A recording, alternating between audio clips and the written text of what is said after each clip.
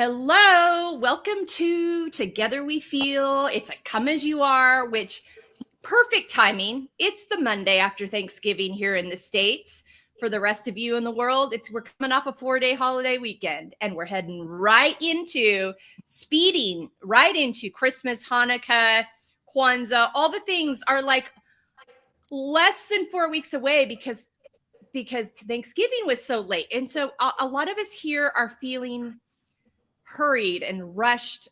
And I was just telling Rachel before we got on that's a battle I'm having in my own head. And we'll get into that today in the come as you are, this urge to be and have certain things done at this point that I'm the only one that expects it. So we'll talk about that more as this is come as you are conversation. But my friends, Rachel Lavin and Erin Copelan are here with me today. I'm so happy to see their bright, shiny, smiley faces. Schmiley, is that a word? It feels like something from SNL, Schmiley.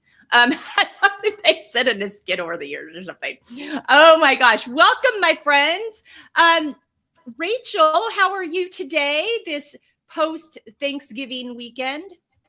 I'm feeling good. I was telling you off camera that we had a very lovely, relaxing weekend. It was just me and my honey.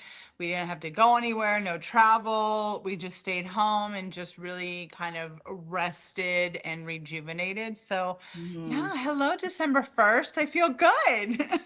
Oh my gosh, I know. And Rachel has a new logo. You all got to go check it out. It's so bright and vibrant and such a reflection of her. I was super excited so cute, when I right? saw that last week. So check out, and show notes will show you all that. Erin, my friend, how are you? Doing good. I also kind of like Rachel. Well, it was more than just me on Thanksgiving, but I just said I'm not doing any of the things. So I had a lot of extra time on my hands, and I also got to rest some. And so I don't feel like crap. Yeah. Because I did not overextend myself like I do every single other year. So, yeah. Awesome. I love that. And for me, my weekend was a little unusual. We ended up being out of town. It was a mixture of a work and personal pleasure enjoyment trip with the holiday mixed in. It's something my husband proposed to me about the Sunday before Thanksgiving. He's like, what if we did this? Because this year we have grown children. This year is kind of what I call our off year. It's not our year to host anything. They are with their partners and other sides of the family doing things this year. And so it's our off year holiday wise, which it comes with a lot less expectation and work. And also like a tinge of sadness for me because I like having them all with me.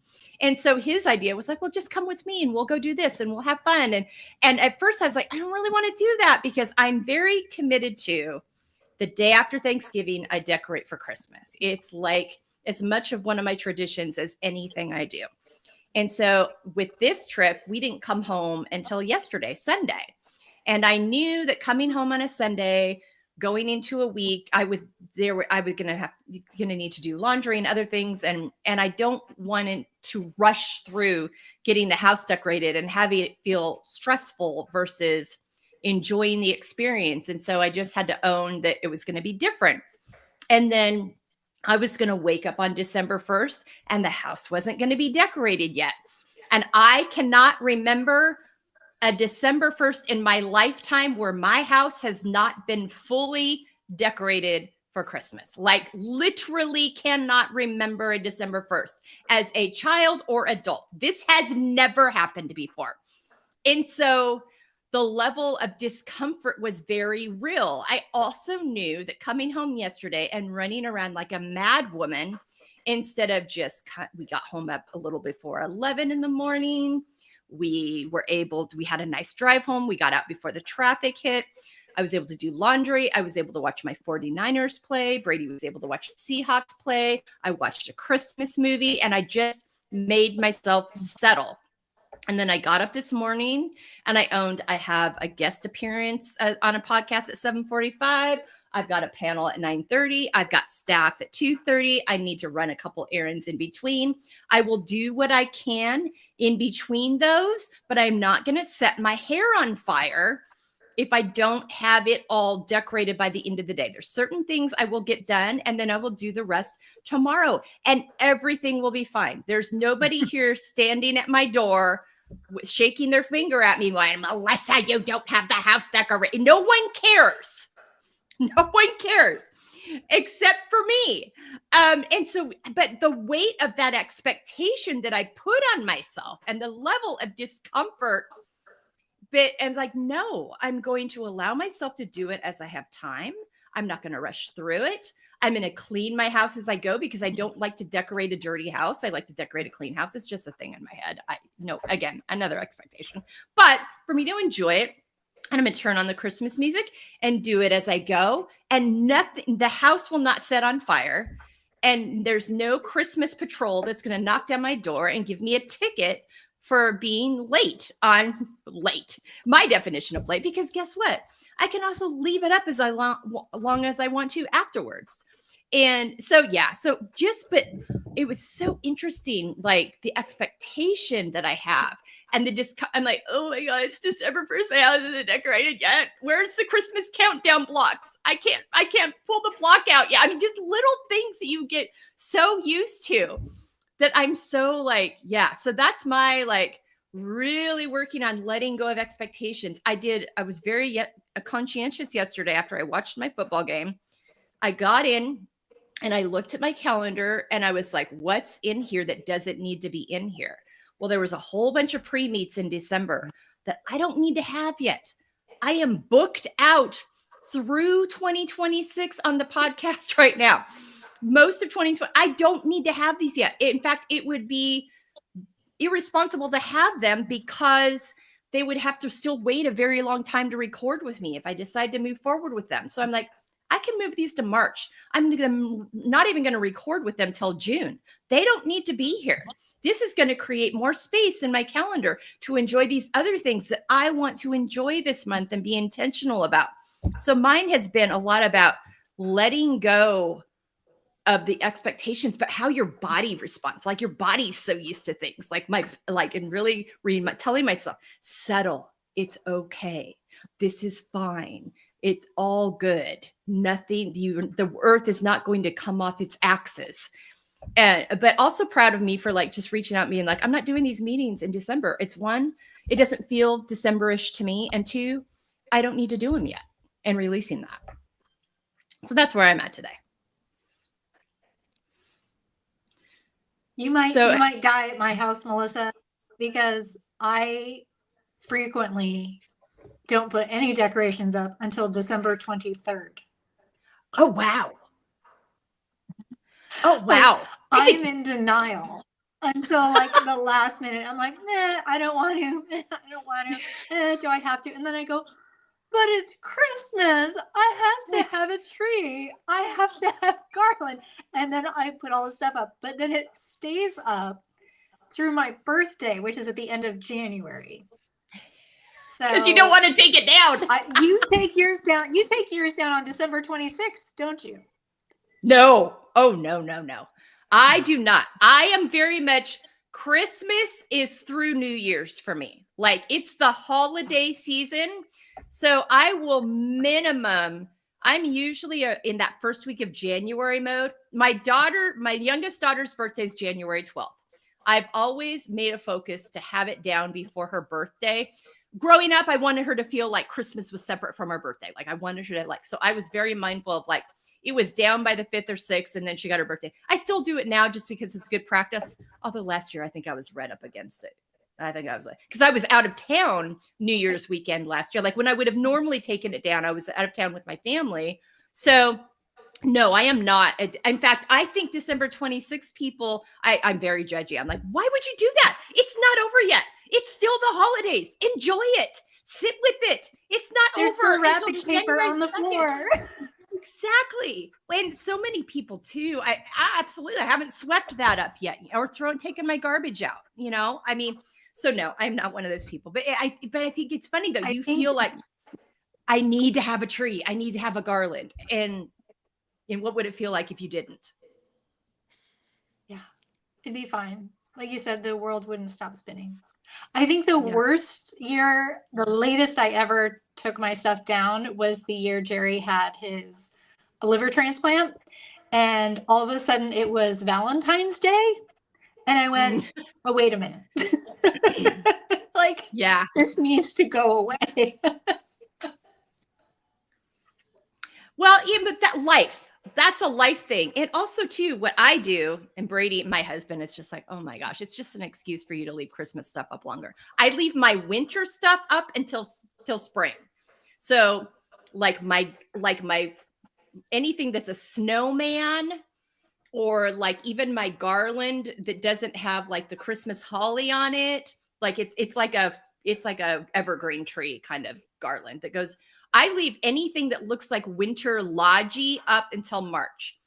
And so all the like Christmas specific stuff comes down. So yeah, I'm very like, yeah, I just I just like to hold on to it. It makes me feel cozy. It makes me feel warm and safe. And but I think it's interesting all the expectations that we have attached to that. That are put on ourselves. For me, it's kind of a deeper seated thing. Thanksgiving to New Year's was the most peaceful time in my very emotionally chaotic house growing up. And so there's something about that I both get a lot of anxiety during this time of year and a lot of comfort. And so if I can sit in my decorated living room around my Christmas tree where it's lit up and warm, I can just sit in that and be comfortable. But the pressure I feel to have it look a certain way, the anxiety comes up. It's interesting how our bodies and minds respond to our life experiences. Rachel, do you have any expectations around this time of year that are as neurotic as mine? You know, it's interesting to hear you guys talk because I, as my whole adult life, have lived in apartments. And the last thing I want to do is bring a live tree into my house because, like, I just don't want to deal with that. Yeah. And so, but I love the holidays. I definitely do. But I think we shared before that fall is my season. I feel so. I just love it. Like my decorations for fall are up September 1st, even though it's like 90 degrees outside here. I don't care. Pumpkins, pumpkins, pumpkins. I love Christmas. It was always lovely, but I think that it's just like for me. You know what I mean? Yeah. It's like Yeah. But Yeah. I do hear loud and clear what you're saying, and I think what I was relating to you most about is this time of year gets very stressful for a lot of people, and to just kind of have that conversation, that dialogue with yourself. It's like, you know what? I don't want to do that this year. I'm not going to let myself get overwhelmed because I have to do this, this, and this before January 1st. I really don't. I can do it next year. Next year is coming and it'll be here sooner than later. And if I just want some quiet to rejuvenate my brain and my energy and to get ready for next year, like I'm totally okay with not doing a lot right now this month. Yeah. Yeah. I think the have tos, like if there's a have to in any of your sentences that you're saying to yourself or to other people, is it a have to? Like a thing that I released a few years ago that I realized was just no longer bringing me joy. And I've talked about this on a couple of boundaries, shorts and clips and panels I've done is I don't do Christmas cards anymore or holiday cards, or I shifted it to a New Year's card for a while. I was like, it felt like more work than enjoyment. No, I haven't lost any friends over not sending a Christmas card.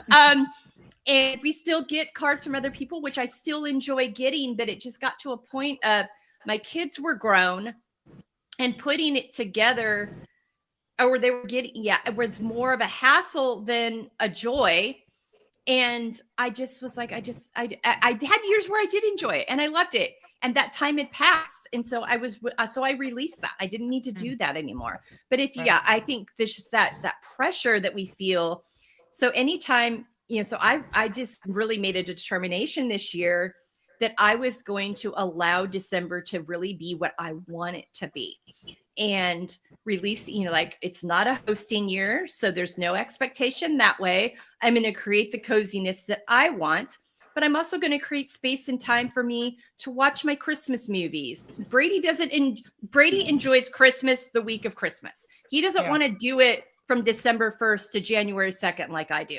And so I'm mindful that, okay, when he's not here, that maybe that's the time I watch that new Christmas movie on Netflix. And maybe if I like it, I'll share it with him the week of Christmas, but so not denying myself the things I enjoy, but rearranging my calendar so I can enjoy them and not feel like, not making myself have meetings that I don't need to have right now. And also, we have a lot of Christmas parties in our lives. My husband has a very forward-facing job. I'm involved.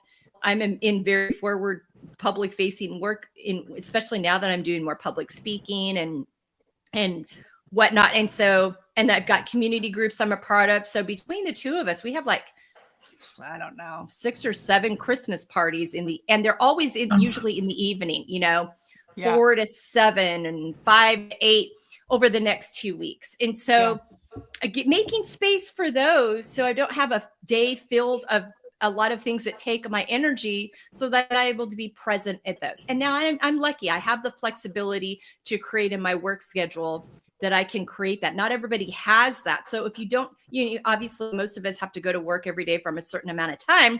But what can you do in your mornings, your evenings, your weekends to create space and take out the have-tos of what you and determine, are these just expectations I have that I've created in myself, or are these actual expectations that I need to fulfill? And differentiating, make a list of what are the actual have-tos versus the ones I've derived in my brain or the have-tos. Yeah. Erin, are you there with us still? I am. Okay. All right. We couldn't see you anymore, so I just wanted to make sure we could still hear you. All right. Perfect. Do you have how does the have-tos work in your world? Do you have the have-tos? Do you have to delineate between the have-tos versus the get-tos? That is also something that I'm working on. And that's the process I went through for Thanksgiving, because it was, I have to cook, which means I have to clean my house, which means I have to shop, which means then I have to clean up after. And I said, who said? Yep. I said. And who said it has to be, quote, special? And who made me the, quote, memory maker of the universe? And I said, you know what? I looked, actually, I had gone so far, I planned like a whole lunch menu, because I'm like, I'll do it, but I'll scale it back. And so I was right on the cusp. And then I looked around my house. I said, I am not cleaning this shit. I'm not doing it. I'm not cleaning this. I will be, by the time I clean, I'm going to be exhausted. And then I don't want to go, I'm not doing it. And if somebody else wants to do, I also have a really fun thing that I do where I make up other people's expectations. Yes. So they don't have the expectation, but I make it up that they do. And so it's like, I'm the only one doing this, and I am not doing it. And I did that kind of similar to what you did with your calendar. I said, you know what? I adore writing my newsletter. I love writing my newsletter every week. Mm-hmm. And Mama needs a break. Mm-hmm. I just need to scale everything back for the rest. I'm going to let myself hibernate in December anyway. Yeah. And so I scheduled a greatest hits series of my newsletters, of the most popular ones. So people will still get to hear from me, but I don't have to sit in this creation. I told myself I am not creating for December. I'm not going to create anything for the rest of this month. I just am going to be. I think that's such a good idea. I'm doing something kind of similar in that, because I felt myself getting tired out. The conversations and recordings that I normally get excited about, I was like, oof. I'm like, ooh, that's a clue. It's time to pull back. It's time to rest, so you can show up in January refreshed and renewed and ready. And so, I love what you said about the expectations we decide other people have that they don't actually have. Crazy. I know. We do a number on ourselves with that stuff. And yeah, we just do a number. Rachel, do you struggle with that too? I mean, in general, when it comes to expectations, but I've really this past year have focused on listening to that inner, emotional yes or no. And it's really helping me make good decisions on how I want to spend my time, who I want to spend my time with. There's nothing worse than going somewhere and literally dreading it all day, dreading it to the moment, dreading being there and counting down the seconds until you can leave. And I'm like, why in the hell am I doing this to myself? I'm going to be 54. I don't need to have this huge circle of friends or acquaintances or people that I feel obligated to spend time with. I just don't want to do that anymore. And it really I feel like that anxious feeling, that just that uneasy feeling is really kind of subsided. And I didn't know for so many years that that's what that was, that feeling of just like anxiousness and dread, if you will. And it doesn't mean that I don't want to be social and I don't want to see you and spend time with you, but I don't have to wear myself so ragged and, thin, have my time be so thin all the time. It's just not healthy it's just not healthy for us in general to feel like that. No. Yeah. Just paying attention to those signals your body is sending you. I know for me that because of some of the anxiety that comes up for me this time of year, I need to be more gentle with myself to create more space and more capacity to allow myself to move through that and feel that, acknowledge it, unlearn, relearn, all those kinds of things. I did a great holiday boundaries panel a couple of weeks ago with Suzanne Kohlberg. Go back and visit that, especially if you have families and presents and gatherings where there's a lot of pressure that can come with that. Go check out that panel. Suzanne and I had a fabulous conversation. She had so many tips. She's right in the thick of it with 2 kids at home, and they just moved, and family obligations and decisions. We talk a lot about those decisions we make in advance about where our boundaries are going to be around gift giving and holiday gathering and food and all those things and family and time. That's really helpful. Go back and visit that conversation because it's going to really help you, especially those of you that are feeling torn in a lot of directions. Because the thing that makes me so sad is when I hear women say how much they dread this time of year and they just want to get through it. Like that, you can do something about that. It may require, and it requires sometimes less than we build up in our heads it requires. And it goes back to those inner expectations that we've assigned to ourselves that no one else has of us. Or with some clear boundaries and a conversation, you can take a lot of pressure off yourself, and also just releasing others' expectations if they don't align with you, being able to let those things go. I mean, I think that can go a long way too in this time. As you go in, we are in the last month of 2025, which is, I say this, I feel like my grandmother now. It's like, oh my gosh, the time flew by. I mean, it really is true. I mean, this has been a growth year for all 3 of us in a multitude of different ways. Erin, you've had quite a year, but you've also had some of your most creative endeavors come out of it. And that goes to the layers piece that I talked to you so much, and the nuance that exists in life. So as you go into this final month, what is your hope as we embark on this final month of 2025 from what you've learned from all of that? I feel like my hope, that's a good question. My hope is for the integration of everything, because there has been so much change. There has been so much unknown. So many unexpected things. And then, like you said, from like these weird troughs, like I got inspired to create different things. And I was just like, I'm just going to do this. I'm just going to do it. I'm just doing it.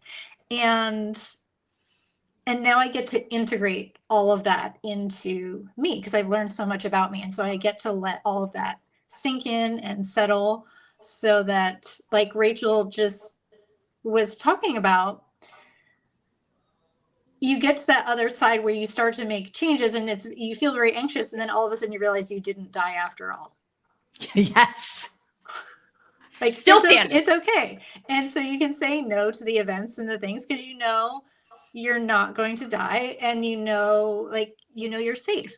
And so I just get to integrate all of the changes so that my nervous system knows that I'm safe and I can keep doing hard things and I can keep doing creative things. And those things can all exist at the same time. Yeah. With safety and love and warmth and all of that. Yeah. Because you've really had to learn how to hold the nuance of grief and excitement at the same time. Grief over losses and frustrations and sadness that comes with that, and also excitement over new creative ventures. You've learned how to like hold the nuance of that all existing at one time. I thank you. Thank you for reminding me because I feel like I do. I forget sometimes. And it has been all of that up and down and in and out. But I have also really tried this year to go with what I feel and not be in a place of, oh, I'm supposed to be grieving, which means I'm supposed to be sad. So I better not create anything because I'm sad. Or I'm grieving. Like it's okay to feel more than one emotion at a time. And it's okay when you're in a place of sadness or grief to feel excited about something or feel joy about something and take inspired action. Or maybe the inspired action is I have to do nothing. Like it's inspired action for me to take no action. Yeah. Yes, absolutely. I mean, that no is an action word. It when we say no to something, when we say not right now to something, that is taking an action. I love that so much. I think so many times when we're going through bumpy times, we have this foreboding joy. Like, I shouldn't feel joyful right now because this thing happened over here. I'm like, no, I can feel both. I can feel joy about this and also still be sad about that. Those things are both true. And one does not steal from the other or make one more, oh, I should only feel this. And we do, I should only feel this right now. I think that's the one thing I want you all to take in as you're listening, to take into December. Don't feel like you're forced to, oh my gosh, I should be so thankful right now. I should be so joyful right now. And I'm not. And so, okay, get curious about that. And allow yourself to get curious and figure out what it is that's happening that's bringing that on. Don't just force yourself to feel something you don't authentically feel. Get curious, give yourself grace, ask yourself questions, and then know that you have the ability to be both, oh, this really wears me out. Oh, I wish I could feel more joyful. What's going to allow space for that? What kind of thing do you need to have a conversation about? What kind of thing do you need to say no to? What kind of thing do you need to say yes to? Maybe it's you need to say yes to. That's going to allow space for that. Yeah, Rachel, what for you? What as you've created? You've got this new beautiful logo. You've really have been learning how to integrate new creations and offerings of yours into things that have already existed and allowing the beauty of all of that to come together. Talk to me about what you hope for as you take all that into consideration this last month of 2025 as you wrap up this year. Well, I mean, you and I have known each other a while now. And when you and I first met, I was really trying to get the body positivity off the ground, my book off the ground, and somewhere in between there, the home organizing fell into my life. And I was so, using the word worried is not the right word, but, you know, being a personal trainer, being in the health and wellness has been my identity for 25 years. And to switch over into home organize, as much as I know that it is in the same realm, it is still an emotional, mental, physical thing. But I was scared that if I just dove head on into this, that leaving this behind, what did that mean for me? But then as I've been doing the more work and as I've been learning new things, I realize even if I let it go in my everyday life, it will never not be a part of me. And Yeah. if there's ever someone who needs that kind of help, I am going to be there. I still have that capability. But I really want to go into 2026 with my home organizing business being my full focus and giving it all my energy and really seeing where that can go. So it has been a very, like you said, a growth year for me, a very interesting year. Um, and just because something that is a part of us may not be my everyday doesn't mean that I'm letting it go and that I have to say goodbye to it. Mm. So that's been an interesting emotional journey that I've been on with that. Yeah. Yeah. I think that's so, like, these things continue to be part of our layers. We can still go back and draw on them if the time calls for it. Just because we enter a new season and a new thing, that thing just, it doesn't have to be gone. It just may not be the forefront anymore, but it's always there. It's still part of what you bring together. And there is such a, when you and I've talked about this a lot, the succinct connection between what you're doing now with the home organizing and the impact it has on our wellness. You're just tapping into a different side and chapter and area of the wellness that I think so that we miss at times. I mean, that we underestimate the power of in terms of the space creation that's going on. I think for me, this year has been a year of so many things I didn't see coming on the work side. I did not know a year ago I was going to write an online course. And it's now available in 3 different facets, not just the one I even originally wrote it in 6 months ago now. It's I did not know I was going to start offering empowerment sessions and offering to work with women one-on-one. I went into 2025 expecting to really focus on public speaking more, which I've done. I did not know we were going to start offering 2 podcast episodes a week. None of that. If you would have told me that a year ago, I'd be like, oh, we can't do that. We don't have the capacity for that. Right. So really, I want to take this time in 2025 in December to reflect on all we've created this year. And made possible, and really in 2026, getting that out to people and helping them see the possibilities that has for them. That I'm so I didn't have a, I didn't see any of this coming. And so I within all of that though, because of these new offerings, they're to help us create income to support the work. And also as a woman, we have a hard time sometimes asking to be paid for our work and we give everything away for free. It drives my husband crazy. And so also owning that I am a thought leader and owning that, but taking the pressure off myself. I have this, I'm so competitive. I have this expectation that the minute I create it, everybody's going to come. They're all going to buy it and it's all going to be great. And it's like, no, it takes time. And you said a word to me in June. And poor Erin had to check out. She's having tech issues, but she wishes you well. I'm so thankful she could join us today, but she's had to jump off. So I'll wrap up here with Rachel. But you said a word to me that's been one of the most important things, a phrase, I guess, in June that I have held onto through all this struggle of expecting more of myself than is realistic in the time. And you talked about not chasing. And I can chase with the best of them. If I'm feeling desperate or if I'm feeling worried or I'm like, I got to create this now. This has to happen now. I got to do this now. I'll start chasing and not allow it to come to be and reminding myself, all these things I created in 2025, I did not chase. I had no idea they were coming. I let them come to me and evolve out of that. So can allow for, you've created it, it's there now. Allow the people that need that to come.